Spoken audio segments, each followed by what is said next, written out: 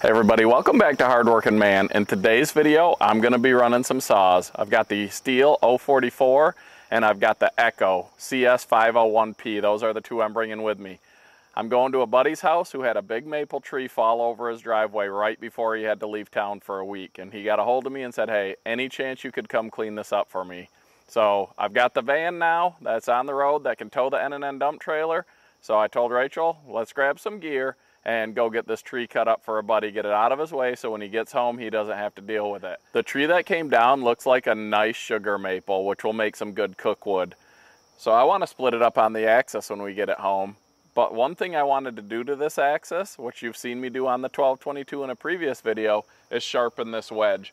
They come from the factory with a pretty blunt tip, and that's for safety. Andrew said it in videos before, he doesn't make the wedges real sharp, just so that as much as they handle them while they're working on these splitters, he doesn't end up getting employees cut.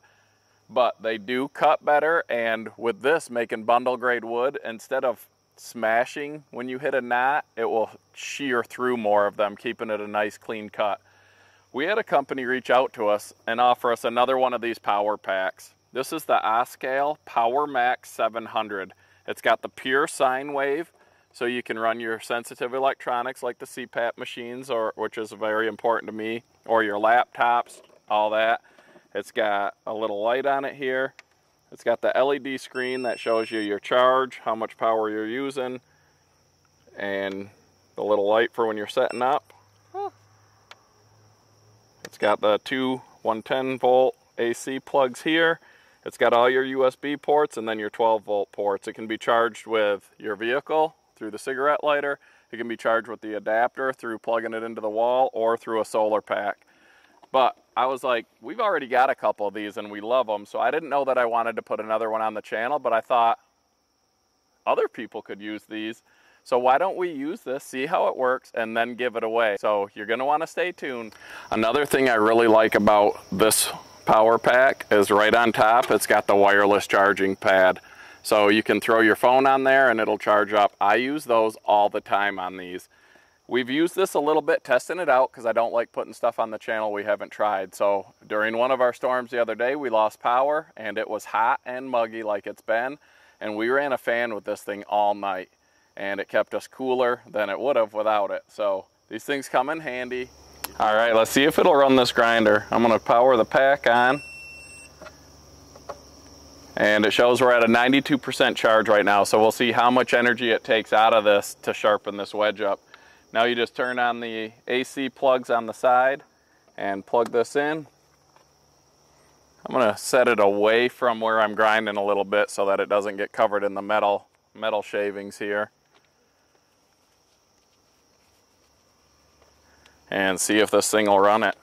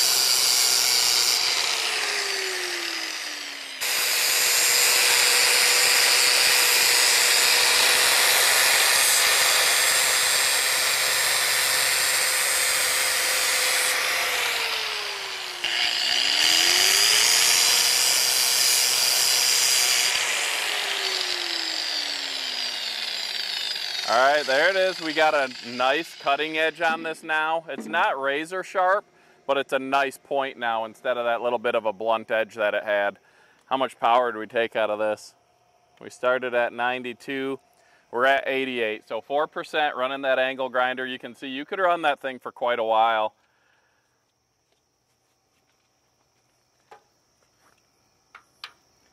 One more thing that's going to be in this video later on is the most important part of this video, and you're not going to want to miss it, where I'm going to show you what could end up saving your life or someone else's life. And it's a simple thing that I haven't seen on any other channels, so you're not going to want to miss it. It'll be later in this video.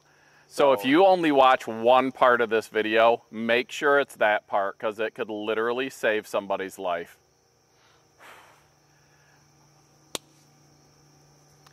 Also, randomly throughout our next few videos, in some of them, we're going to tell you how to win things during our live. And this is going to be one of them.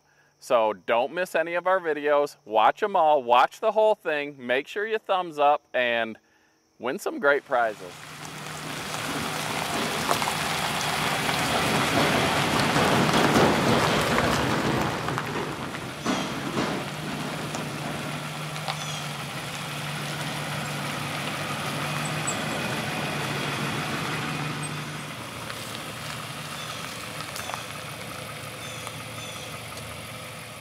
Happened here? Well, when I was setting up the cameras and mics, I accidentally forgot to plug the receiver all the way into our camera, so no sound was recorded whatsoever for the duration of their filming this night. Which I told Rachel was going to be a real quick, easy video, and I do that a lot. When we got here, you could see this maple tree was suspended above part of his driveway, and so I'm like, well, that's going to only take a couple minutes to buck that part up. And then the rest of it, he had to cut out of the way so they could leave on vacation. And I thought, well, that'll be pretty easy. I'll tip it up on the woodchuck Timberjack, get it bucked up, thrown in the dump trailer, and we'll be out of there in no time. Yeah, he told me 15 minutes we should be done. And that was a big lie. It wasn't a lie, a miscalculation. And we had a couple of issues, which you'll see here coming up in the video. But it took probably 2.5 to 3 hours, and it was dark by the time we left from this job. I did not think it would take that long. It was so hot, so humid. I was pouring sweat. Well, you sweat all the time. But, I mean, you said this tree was a hard maple when you thought it was going to be a softer maple. Yeah, initially I thought it was going to be a silver maple, and I think it was a hard maple, so it took a lot longer to cut. And as you can see here, I'm running the Stihl 044. I've got a good chain on it. Well, for now I have a good chain on it. I've got the Prosizer. I love using that thing when everything works out, but there are some drawbacks to it, which you'll see here coming up. This part of the tree is the type of tree I love blocking up. It's suspended, so every block falls off. I'm working at a comfortable height. I don't have to worry about tipping it up on the Timberjack. I don't have to worry about bringing a tractor and having it up in the grapple. And I don't have to cut on the ground and then roll the log to finish the cut. So this part was perfect. I thought it'd be quick and easy, and this part was. It's the next part that gave me a couple of issues. All right, we're going to speed things up a little bit here, throw some music on, and we'll be back in a little bit to explain what's going on.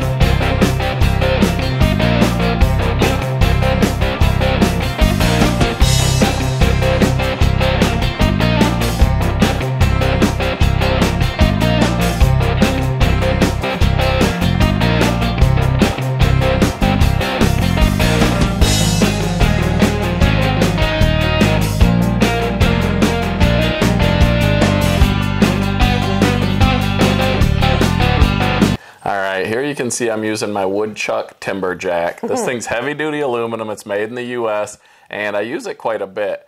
But you can see I've been losing a little bit of weight lately and this log was heavy, so I could barely get this thing rocked up. And I realized I was pulling it uphill, so by the time I got it rocked up, the log was still on the ground because it was in a depression. Here's where I gave myself a little bit of an issue. I bucked up that log there off camera and hit a piece of metal with the 044, smoke in the chain. So I had to switch to the Echo CS501P, which slowed things down. Now I pulled the log downhill and realized it's still laying on the ground. And I was like, what is going on? That's when I realized the Timberjack was sinking down into the mud, just like he tore up his yard with his truck. The ground was just too soft, so I had to figure out, what am I going to do now, because I want to cut with this log suspended off the ground. You can see it just crush this Timberjack down into the wet, soggy yard. So time to regroup, come up with another plan. I'm going to let this log back down off the Timberjack, which make sure when you're doing this with any Timberjack, you keep control of that handle, because I've had it where it rips that handle out of my hand and it snaps that handle up. And if you catch that in the face, it's not going to feel very good. So I decided I'm going to just cut a small cookie to put under the Timberjack, and then it should allow me to lift this log up off the ground and make some easier cuts. So let's get a cookie, throw it under the Timberjack, and see if that'll work. Alright, let's try to get this cookie underneath the Timberjack and see if I can rack it up. One thing I didn't think of was that I had a hard enough time rocking this log over because of how heavy it was without this cookie here. And now I'm trying to lift it even higher, and I've got to get that thing positioned correctly. So I've really got to put some muscle into this. Oh. Get it stuck in there good, because I don't want it ripping loose and me go flying. Yes. And I know I need a lot of torque to get this log rolled over. I was kind of afraid it might keep rolling and just roll over top of him at this point, but... No, that's what's nice with the Timberjack, is that red part there will stop it from continuing to roll. I just kept filming, as you can see. Yeah, she didn't come help, and I had to give it everything I had to get it tipped.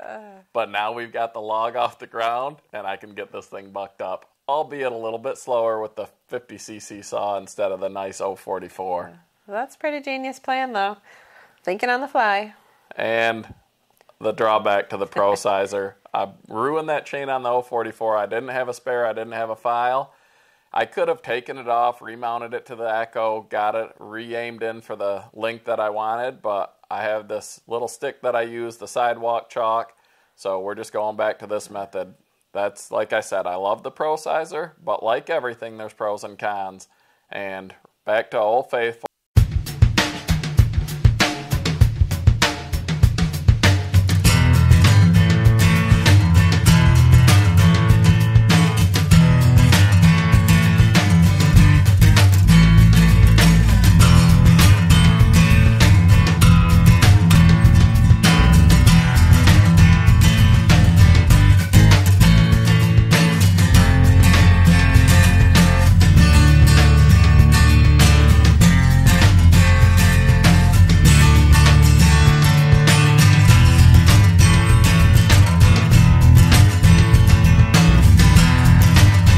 So as you move to the other side of the Timberjack, you can either set this log down and re-roll it up on the Timberjack, or you can just keep working because the log's at a decent height. Throw your wedge in there, knock it in to keep it from pinching your bar, and just move down the log, cutting 90% of the way through. Then when you kick it off the Timberjack, you just finish your cut.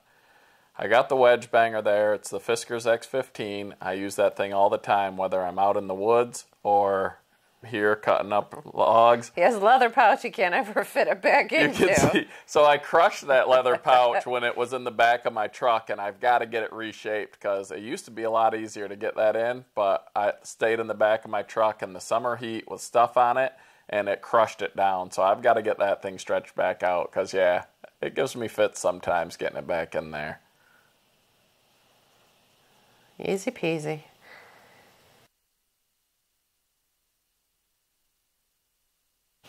Alright, so here I'm just repositioning the Timberjack so I don't have to mess with the wedges. I thought, it's a lot smaller now, I can roll it up with one hand. Not the case, and I realized it was also starting to sink into the yard again. So, back with the cookie, and even though this log is half the size, it's still got a lot of weight to it. and I can get it up a lot easier, but I still had to work to get it lifted up onto that cookie. Oh my gosh. I think maybe I should cancel my diet and eat some more carbs or something. I might have just realized why Rachel forgot to turn on the receiver to the camera. You saw there hanging in the pine tree we had the thermocell. When we got here and started setting up without the thermocell, we were getting absolutely destroyed by mosquitoes. We hung that thing up in the tree where we were going to be working, and as you can see, there are no mosquitoes here bothering us. And when we got there, it was unbearable. Rachel's like, how do people live like this? Yeah, I actually use bug spray, which I hate using bug spray, but I thought I was going to die otherwise. Because those thermocells, they do take a minute to get heated up and to get working, but once it got going, the mosquitoes were gone. All right, I told you guys I was going to tell you how this Fiskars X15 or something similar could end up saving your life. I know a few guys who have just been out cutting. One of my buddies was out clearing a path from a downed tree that went to a deer stand. He'd cut it, he's run a chainsaw his whole life, grew up on a farm, and he was just holding the saw and he stepped over the branch and cut his leg really bad. We all know the femoral arteries in your leg. We all know you're supposed to wear chaps. A lot of us do, some of us don't. Some of us do most of the time, but not all the time. And even with chaps, you can cut yourself. If you have an arterial bleed, that can be life or death, and being able to stop it is what could save your life. Now, in my kit here that I bring with me a lot of times when I go to cut, it's just got different tools in it. A little puck for sharpening axes. It's got my forestry tape measure, you know, different stuff like that. I've got a tourniquet in there. These ones are pretty simple. I'm not gonna open this because it's sealed and I keep it in there, but you just Velcro strap it around. There's a little plastic piece on there that looks like a pen, and you twist it to tighten it, and then you hook it into a little clip that it has. Now, having it in there is great, but a lot of times when I'm out in the woods cutting, felling trees, stuff like that, I don't have this kit with me. It's back in the truck, or sometimes I forget it altogether. But one thing I almost always have with me when I'm out cutting is my wedge banger. I got this little pouch back here. It'll just be in there, so if I'm out in the woods working, I've got that with me, whether I'm bucking up trees on the ground to knock a wedge in so that I don't pinch my blade. When I'm felling trees, I use it to knock wedges in. And so what I did, the handle on this X15 is hollow. So you can see it's covered with electrical tape. You can just tear this tape off.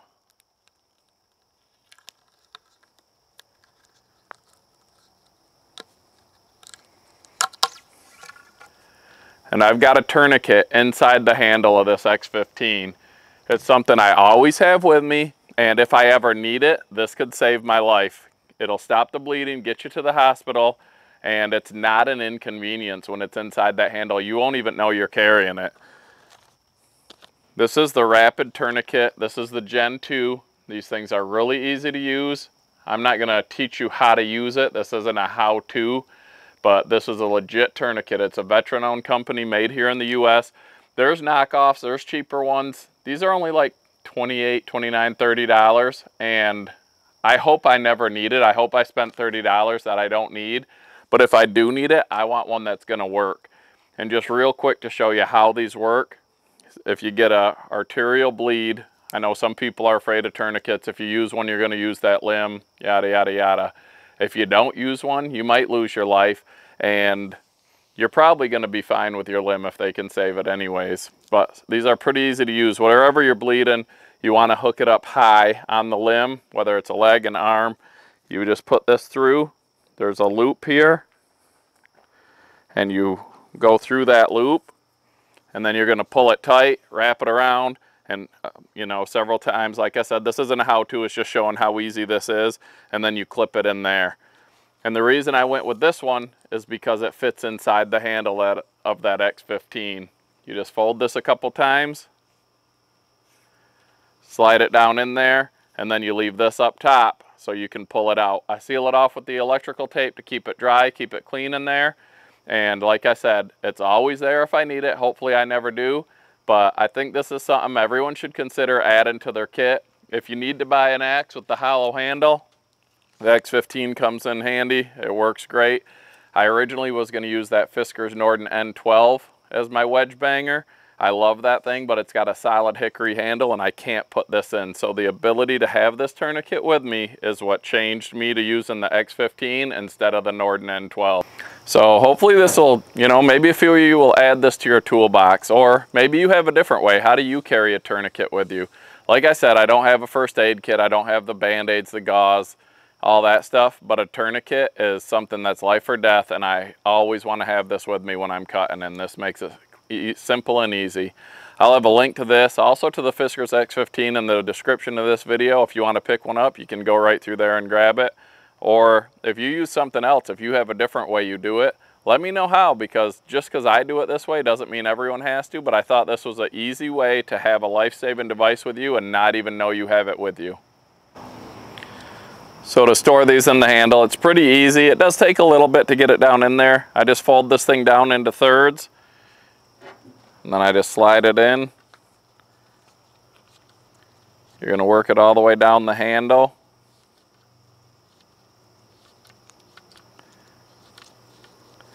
Then this part will stay up at the top. That loop right there is what you're going to use to pull it out if you ever need it. Now I'll just seal the end of this handle off with some electrical tape, like I said, to keep it dry and keep it clean. And hopefully it stays in there forever, but if I ever need to pull it out, it's easy, it's quick, and it'll be there when I need it. If you want a chance to win your very own Oscal Power Pack, we're giving this one away to a lucky viewer. All you have to do is click on the link to the video that we're going to put at the very end of this video. It says Beauty and the Beast in the thumbnail. Go to that video and comment Nice Axis. Only those who comment Nice Axis on the Beauty and the Beast video will be entered in the drawing to win. That's going to be on our live stream where we'll announce the winner at a random draw from the Nice Axis comments. And that's August 10th, 8 p.m. Eastern Standard Time. You guys don't want to miss it. It's going to be a lot of fun, and we hope to see you there, and good luck winning some of these prizes. Apparently, Heath said I wasn't earning my keep and made me chalk this tree.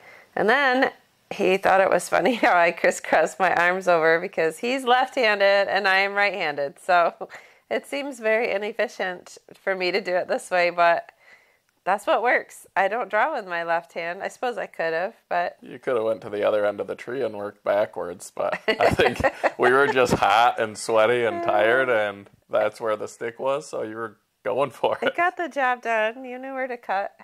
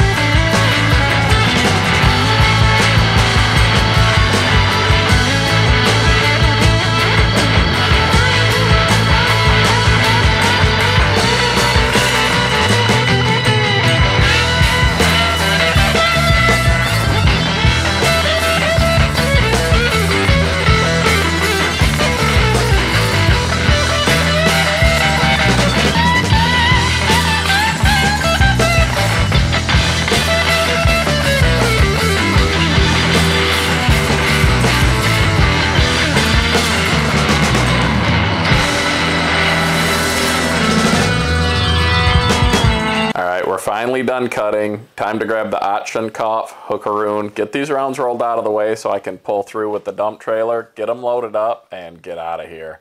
It was a long, tiring day, but we got this job done, and my buddy will come home from vacation and won't have to worry about anything but cleaning up the last of the treetop. These are definitely some heavy rounds. I was glad I only had to lift them into the dump trailer instead of into the bed of my dually, because it's not quite as high of a lift that I had to get to, and I was whipped. Surprised you didn't get your hammies cramping on this one. My hamstrings give out on me all the time. It's like my kryptonite. I don't know what it is.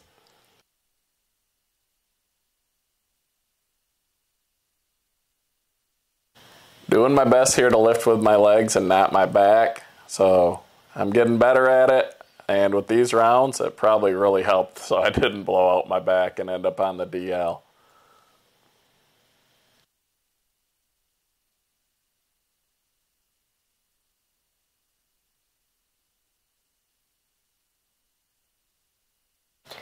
And that's a hard-working man right there, out of breath from lifting heavy weights and working hard.